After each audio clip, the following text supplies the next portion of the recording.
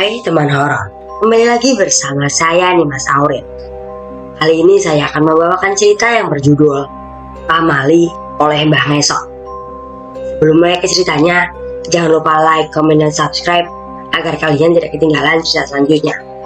Oke, gak usah lama-lama lagi, mari kita mulai ke ceritanya.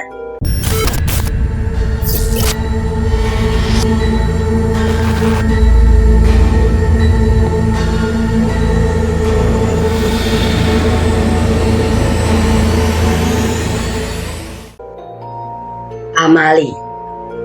Iya, kata itu yang diucapkan Mang Roy saat ibu mau menginapkan jenazah bapak karena hujan deras mengguyur kampungku malam itu. Bapak meninggal tidak wajar. Tanpa sakit, tak ada kecelakaan. Dia tidur di atas kasurnya dan tak pernah bangun kembali. Dokter bilang bisa jadi kematian bapak karena serangan jantung. Entahlah. Yang jelas aku sedih waktu itu. Tapi yang membuatku sedih lagi adalah tak ada seorang pun yang sudi melayat ke rumahku. Hanya Mang Roy, dia kakak dari bapakku, yang ikut berkabung di rumah. Waktu bapak meninggal, umurku baru 15 tahun, sedangkan adik laki-lakiku baru berumur 7 tahun. Ibu sangat terpukul dengan kematian bapak. Tulang punggung keluarga kami hilang, dan anak-anaknya masih butuh sosok seorang bapak. Waktu itu, Mang Roy memandikan jenazah bapak di halaman belakang rumah. Anehnya warga kampung hanya lalu lalang sambil melempar pandang penuh kebencian ke arah jenazah bapak. Kain batik dibentangkan sebagai sekat untuk pemandian. Tubuh bapak yang kurus dibaringkan di atas 3 buah batang pisang. Aku menyaksikannya dengan wajah penuh kesedihan. Perlahan Mang Roy mengguyurkan air ke tubuh bapak, menggosok dengan sabun batangan, diusapnya bagian alat vital. Sungguh, aku terharu melihat Mang Roy yang begitu telaten merawat jenazah bapakku. Selesai dimandikan, ia juga yang mengkafani. Sesekali aku membantunya mengikatkan tali. Ibu dan adikku terisak melihat jenazah bapak. Saat sudah dikafani, jenazah bapak dibawa ke ruang tamu yang lebih luas dan dibaringkan di atas kasur. Mang Roy menoleh ke arah pintu. Mungkin saja dia berharap ada yang datang untuk melayat. Namun sampai matahari sempurna jatuh, tak satu orang pun di kampung ini yang mau melayat ke rumahku. Ada yang bisa ngaji di sini? Sambil terisak ibu menjawab, tidak ada, Mang. Keluargaku memang jauh dari pendidikan agama. Tak seorang pun yang bisa mengaji. Alvin, bantu Mamang berdoa buat bapak kamu ya, pinta Mang Roy. Aku mengangguk. Ya Allah, ampunilah dosa yang telah Pak Abu lakukan di dunia. Mang, kok pakai bahasa Indonesia? Tanyaku heran. Kau memangnya tahu Tuhan berbahasa apa? Timpal Mang Roy. Sudah, ikuti saja kata Mamang, Mufin. Ibu mengusap pundakku. Aku mengangguk.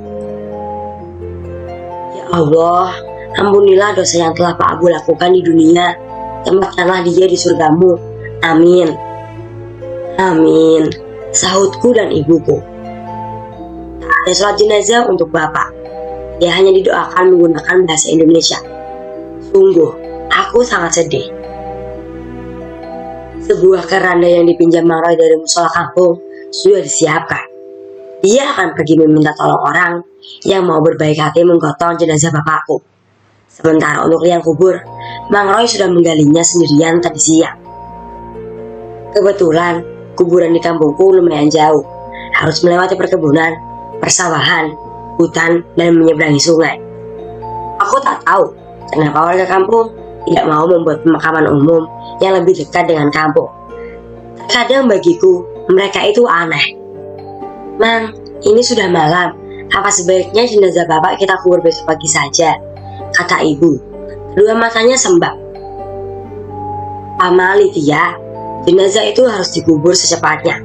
Jangan diinapkan. Tiba-tiba saja terdengar suara petir menggelegar. Hujan pun turun dengan deras. Dari tadi cuaca memang sudah mendung. Ini sudah malam dan hujan pula. Besok sajalah Mang kuburnya. Mang Roy terlihat bingung. Kita tunggulah hujan reda saja. Kalau udah reda, kita lekas kubur jenazahnya. Sayangnya, hujan tak kunjung reda sampai larut malam. Pintu rumah dibiarkan terbuka. Keranda tergeletak di beranda. Mang Roy tertidur di samping jenazah. Begitupun ibu dan adikku. Mereka tampak kelelahan. Sedangkan aku masih terjaga melihat jenazah bapak yang sudah rapi dipocongi. Dua hidungnya dicocoki kapas. Wajahnya sangat pucat dan terlihat kering. Semakin lama, kantuk menggelayuti mataku. Hingga akhirnya aku tertidur juga. Tengah malam aku terbangun karena digigiti nyamuk dan melihat ada yang berbeda dari jenazah bapak. Dengkulnya menekuk. Perlahan aku tekan sekuat tenaga agar lurus lagi. Aku kecup kening bapak. Banyak kenangannya aku habiskan bersamanya. Kemudian aku tidur kembali. Entah pada jam berapa, lagi-lagi aku terbangun. Kali ini aku sangat terkejut melihat jenazah bapak menghilang. Segera aku menoleh ke sekeliling. Tepat di mulut pintu, kulihat bapak yang masih mengenakan kafan berdiri di sana sambil menghadap keluar rumah. Kepalanya terlihat mendongak ke atas. "Bapak hidup lagi?" tanyaku sambil tersenyum ragu. Perlahan aku mendekat. Kulihat di luar kabut sedang pekat-pekatnya menyelimuti kampung, sedangkan hujan sudah reda. "Pak?" tanyaku sambil terus melangkah. Aku menyentuh kafannya. Bapak tetap mematung. Tubuhnya kaku dan keras sekali. Dapat kurasakan seperti menyentuh batang pohon. "Alvin senang bapak hidup lagi." Peluk tubuh bapak yang keras itu. "Hampura Abdi," kata bapak lirih. Suaranya seperti hendak menangis. Aku mengerti ucapan bapak yang menggunakan bahasa Sunda itu. Artinya, maafkan aku. Tapi, minta maaf untuk apa? "Alvin!" Mang Roy bangun dan meneriakiku. Disusul ibu yang masih dalam keadaan kantuk juga berteriak panik. Seketika tubuh bapak lunglai dan terjatuh ke lantai. Matanya melotot. Mulutnya menganga. Dengan segera, Mang Roy membuka ikatan kafan di bagian kepala bapak. Mang Roy memeriksa denyut nadi di bagian leher bapak. Ia mengelakkan kepala. Tak ada tanda-tanda kehidupan. Jenazah bapak dibaringkan kembali di atas kasur kapuk. Daun pintu ditutup rapat. Itu pun tirai jendela. Di luar kabut sangat pekat. Lolong anjing terdengar sayup. Aku melirik jam dinding. Pukul 3 pagi. Benar-benar aneh. Bapak tiba-tiba hidup, kemudian mati kembali. Mang Roy mengikatkan lagi tali kafan di bagian kepala bapak. Tangis ibu pecah lagi. Terlihat sangat nelangsa. Esoknya, aku menemani Mang Roy untuk mencari orang yang mau berbaik hati menggotong jenazah bapak. Kami memohon dari pintu ke pintu. Tapi tak ada yang mau menolong. Mereka semua judes, menatap kami dengan penuh kebencian. Karena tak ada yang mau menolong, kami pergi ke jalan raya, berharap ada orang asing lewat dan mau menolong kami. Jalan raya di kampungku sepi. Jarang sekali ada kendaraan lewat. Sekalinya lewat, pasti truk-truk besar pengangkut pasir. Jangan bayangkan jalan raya di kampungku mulus, lubang di mana-mana. Banyak kerikil-kerikil yang kadang terpental kalau diinjak ban mobil truk. Iya, truk-truk itulah yang menjadi penyebab rusaknya jalan raya di kampungku. Aku melihat raut wajah Mang Roy yang mulai cemas. Sesekali ia melirik arloji jadulnya. Ia menyibakkan rambut gondrongnya dan diselipkan ke selat telinga. Kemeja putih garis-garis yang ia kenakan, warnanya sudah kekuning-kuningan karena sudah usang. Kancing bagian dadanya dibiarkan terbuka, memperlihatkan bagian dada yang pekat. Aku beruntung sekali masih punya sosok mamang yang sangat baik. Kalau tak ada dia, entah bagaimana keluargaku mengurus jenazah bapak. Nah, kedua mata Mang Roy seketika cerah. Ia menyeringai senang karena melihat dua motor mendekat. Kebetulan sekali, mereka saling boncengan. Seandainya mau menolong, sangat cukup untuk menggotong keranda bapak. Kami berhambur ke tengah jalan. Terdengar suara gemelutuk batu kerikil terlindas ban motor. Maaf mas, kami minta tolong. Kedua telapak tangan Mang Roy dirapatkan. Ia memohon. Kenapa kau ini pak, menghalangi jalan aja? Tanya salah satu dari mereka. Dilihat dari wajahnya, jelas keempat orang ini bukan warga kampung kami. Bahkan, bukan juga orang Jawa. Mereka adalah orang Timur. Mas, kami mohon, adik saya meninggal dan tidak ada orang yang mau bantu untuk menggotong jenazahnya. Tolong bantu kami menggotongnya. Kau pikir kami mau membantumu, ha? Kami ini sedang sibuk. Nada bicaranya meninggi. Saya akan bayar, mas. Berapa? Tanya lelaki berambut ribu dan berkulit hitam khas orang Timur. 200.000 per orang, jawab Mang Roy. Wajahnya harap cemas karena takut ditolak. Keempat lelaki saling tatap. Kudengar gumam mereka. Lumayan 200.000. Oke, di mana jenazahnya? Mang Roy menyeringai senang. Ia menyarankan keempat lelaki asing untuk memarkirkan motornya di rumahku agar aman. Setibanya di rumah, mereka membantu memasukkan jenazah bapak ke dalam keranda. Aku mau ikut ngantar ke kuburan, Bu, pintaku. Ibu melirik Mang Roy, yang dilirik mengangguk. Iya nak.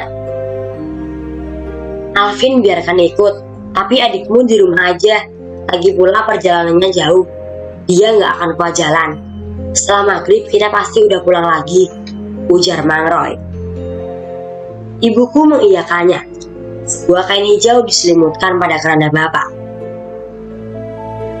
Seberapa jauh kah makamnya? Tanya Bertus. Lumayan jauh, jawab Mang Roy singkat. Kalau terlalu jauh, kami minta uang tambahan, tambah Agustinus. Beres, jawab Mang Roy lagi singkat sambil sibuk membetulkan posisi kain penutup keranda. Sore itu, berangkatlah kami mengantar jenazah bapak ke kuburan. Sedangkan adikku ditinggal sendirian di rumah. Dari jendela kaca yang besar, kulihat dia memandangi kepergian kami. Tatapannya sedih, tapi aku tahu dia anak yang baik dan penurut. Sesaat sebelum memalingkan pandangan, terlihat siluet bayangan hitam seorang lelaki berdiri di belakang adikku. Kukerjapkan mata, dan seketika bayangan itu hilang. Mungkin aku salah lihat. Bicara tentang bapakku, dulu dia adalah seorang penjual mainan anak-anak di Pasar Selasa, sebuah pasar dekat SMP Marga Jaya. Dia seorang bapak yang baik, bekerja keras, dan selalu berusaha menyenangkan anak-anaknya. Keluargaku terbilang miskin waktu itu. Mau ganti sepatu saja harus nunggu berbulan-bulan sampai bapak punya uang lebih untuk membelinya. Ibu harus membantu bapak mencari nafkah dengan berjualan gorengan di sekolah. Hingga pada suatu sore, seorang tamu benar-benar mengubah kehidupan keluarga kami. Entah dari mana datangnya tamu misterius itu dan mengetuk pintu rumahku. Kebetulan aku yang membukakan pintunya. Seorang wanita berdiri di hadapanku. Ia tampak asing. Nampaknya bukan warga kampung sini, juga bukan dari kerabat bapak atau ibu. Seingatku, wanita itu berumur kisaran 25 tahun. Masih sangat muda. Ia mengenakan gaun warna biru, memakai sepatu kulit berwarna hitam dan kaos kaki sebetis. Kupersilakan ia masuk. Pak, ada tamu nih. Bapak keluar dari dalam kamar. Tangannya masih menggenggam mainan anak-anak yang sedang ia betulkan. Kulihat bapak mengernyitkan dahinya. Aku sangat yakin kalau ia bahkan tidak mengenali wanita yang sedang duduk di sofa butut itu. Ragu-ragu, bapak duduk di depan wanita asing. "Maaf, Mbak ini siapa ya? Dan Anda perlu apa?" tanya bapak sambil tersenyum ramah. Tanpa disuruh, ibu muncul membawakan segelas air putih dan sekaleng rengginang. Disuguhkan di atas meja. "Diminum, Mbak," kata ibu dengan ramah. Ia kembali ke dapur. "Semalam kau mimpi kan?" tanya wanita itu pada bapak. Wajah bapak terlihat sedang mengingat-ingat sesuatu.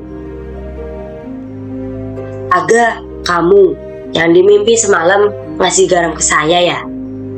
Wanita itu mengangguk saraya tersenyum. "Abu, ini garamnya. Kau campurkan dengan air dan minum. Sudah saatnya kau tahu kalau kau punya ilmu turunan dari bapakmu." Disodorkan garam yang dibungkus dengan kertas putih polos. Dari bentuk bungkusnya, bisa jadi hanya ada 2-3 sendok garam di dalamnya. "Ilmu apa?" "Penyembuhan." Bapak bengong. Bagaimana mungkin seorang tukang mainan anak-anak sepertinya punya ilmu turunan dari kakek? Kata bapak, kakek meninggal saat umur bapak masih 1 tahun. Jadi tak banyak hal yang bapak tahu tentang kakekku. "Bu," karena bingung, bapak menoleh ke arah dapur untuk memanggil ibuku. Begitupun diriku, yang saat itu berdiri di mulut pintu kamar, menoleh ke arah dapur. Saat ibu muncul, entah kenapa, wanita misterius itu hilang. Kami sekeluarga terkejut bukan main. "Pak, kemana tamunya?" tanya ibuku. "Tadi masih duduk di sini, Bu." Wajah bapak panik. "Wah, jangan-jangan setan." Ibuku bergidik ngeri. Mungkin saja bapak percaya pada perkataan wanita misterius yang mengaku hadir dalam mimpi bapak. Sematku intip di dapur. Malam-malam, bapak mengaduk garam yang diberikan wanita misterius itu. Tubuh bapak bergidik, mungkin saking asinnya. Esokan paginya, saat bapak bersiap untuk dagang mainan, tiba-tiba seorang lelaki berbadan kurus, berwajah pucat, dan terlihat sangat lemas datang bertamu. Jadi bapak temannya yang bertubuh gemuk.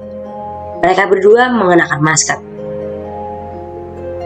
"Pak, mohon tolong teman saya, Pak. Dia sakit." "Lah, saya bukan dokter, Mas. Ini tahu dari mana saya bisa ngobatin orang?" Bapak terheran-heran. "Dari wanita yang datang ke rumah saya, Pak.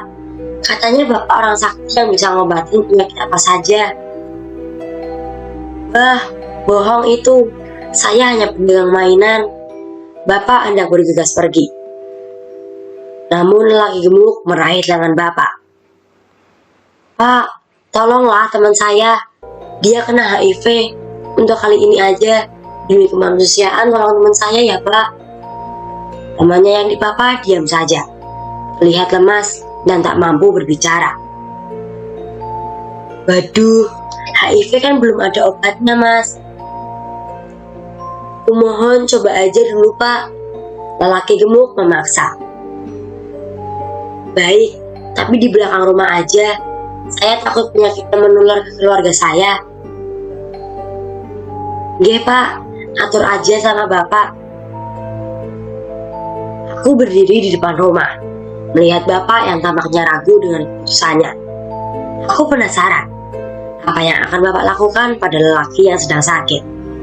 Kulihat di belakang rumah, bapak membawa segelas air, tanpa membaca mantra apapun, atau mungkin dia membacanya dalam hati. Disemurkanlah air itu ke wajah orang yang mengidap HIV. Saktinya bapakku. Seminggu kemudian orang itu datang ke rumah dan berterima kasih karena sudah dinyatakan sembuh oleh dokter. Jalan di kampungku rusak, bebatuan berserak di mana-mana. Keempat orang timur Bertus, Agustinus, Christian, dan Martinus tergopoh-gopoh memikul jenazah bapak. Warga kampung hanya menonton sesekali, melontarkan sumpah serapah pada bapakku. Sungguh, kalau saja waktu itu aku sudah dewasa, ingin sekali rasanya menimbuki mereka dengan batu. Saat itu aku, ibu dan Mang Roy malah tertunduk malu. Bakar aja jenazah Abu, gak layak dikubur. Iya, Cih, dasar sama masyarakat. Najis, sial warungku dilewati jenazah Abu. Sekalian aja kau mati, Tia. Kami dihujani cacian warga, tapi tak sepatah kata pun kami membalas mereka. Sesampainya di ujung kampung, Mang Roy menyuruh para pemikul untuk beristirahat dulu di bawah pohon kelapa, karena barusan kami melintasi tanjakan yang sangat tinggi. Orang menyebut kawasan ini dengan sebutan Tungtung Lembur. Di sana terhampar persawahan yang menghijau. Banyak pohon-pohon kelapa yang meneduhi kami. Burung bangau berterbangan di langit. Kulihat ada beberapa ekor di tengah sawah sedang mencari makan. Napas Mang Roy terengah-engah. Kelelahan menanjak. Ia menyibakkan sedikit kain penutup jenazah, memeriksa kalau keadaan jenazah bapak baik-baik saja. Setelah istirahat beberapa menit, rombongan kami pun melanjutkan perjalanan. Pemakaman masih jauh. Mang Roy takut kemalaman. Ini masih jauh kah? Tanya Bertus sambil meringis karena menahan beban. Sebentar lagi sampai kok. Aku tahu Mang Roy berbohong, padahal perjalanan masih sangat jauh. Kami masuk ke perkebunan sawit. Kulihat beberapa ekor anjing lari ketakutan melihat kedatangan kami. Beberapa orang sedang memanen buah sawit sempat berpapasan dengan kami. Mereka masih warga kampungku. Tidak ramah, malah menampakkan ekspresi kebencian. Langit semakin mendung. Awan hitam bergumpal di langit. Mang Roy meminta tukang pikul untuk mempercepat langkah. Aku sampai harus beralih kecil untuk menyeimbangi langkah mereka. Sesekali aku menoleh ke belakang, sebab entah kenapa aku merasa ada orang yang mengikuti kami. Dan benar saja, dari balik pohon sawit, ada sosok anak laki-laki berkepala botak, telanjang badan, hanya mengenakan celana dalam berwarna putih seperti kain kakak. Tubuhnya pucat membiru, matanya hitam. Ia tersenyum kepadaku malu-malu. Bu, ada yang ngikutin kita. Aku menarik lengan baju ibu. Mana? Ibu berhenti. Itu bu, di balik pohon. Mana, Vin? Gak ada siapa-siapa kok. Ayo jalan lagi. Ibu sepertinya tidak peduli. Aku kembali melanjutkan perjalanan. Rombongan kami belum keluar dari perkebunan sawit, tapi gerimis mulai berjatuhan. Semakin lama semakin deras. Mang Roy melihat sebuah saung, mungkin tempat berteduh para petani sawit. Ia menyuruh kami untuk berteduh dulu. Keranda bapak diletakkan di atas tanah. Atap saung yang terbuat dari ijuk melindungi keranda bapak dari air hujan, tapi masih terkena cipratan air. Mang Roy mencari sesuatu di saung yang bisa melindungi keranda. Untung saja, ia menemukan sebuah terpal. Ditutupnya keranda menggunakan terpal itu.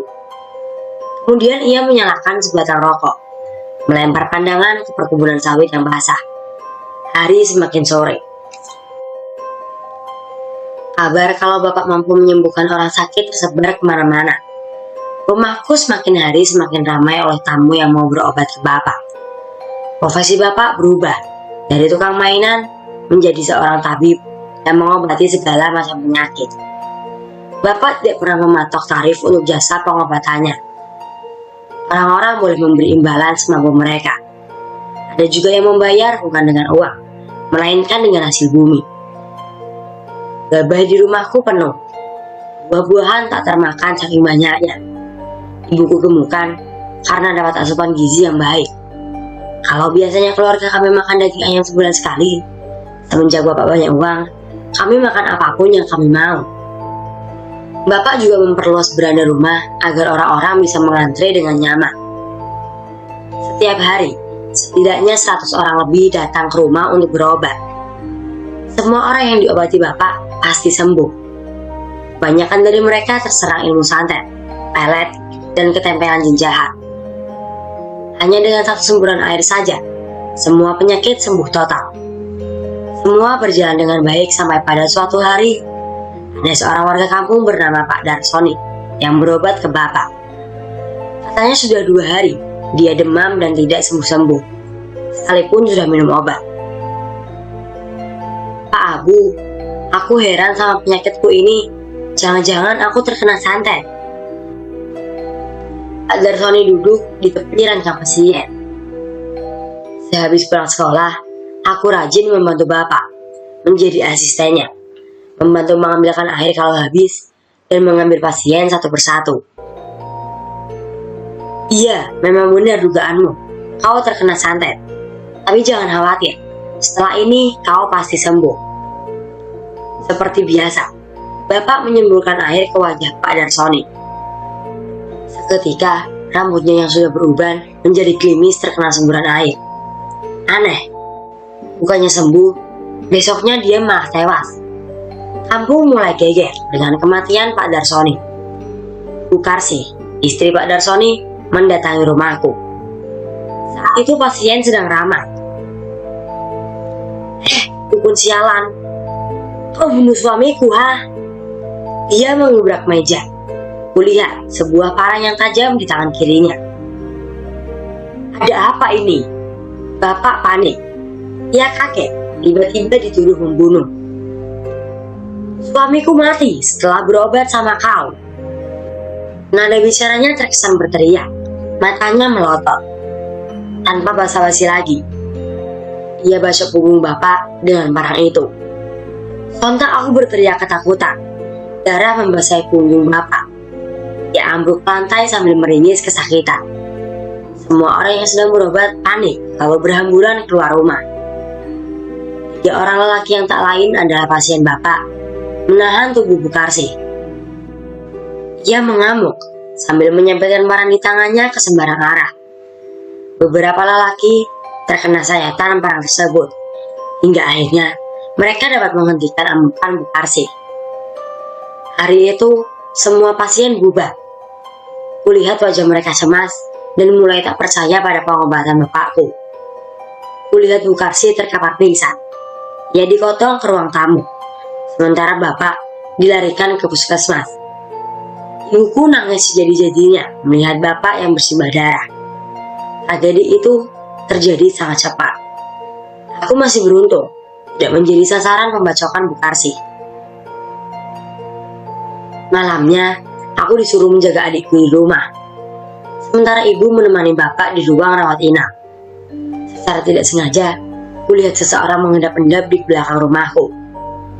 Di tangannya ada sebuah piringan kecil yang mengepulkan asap.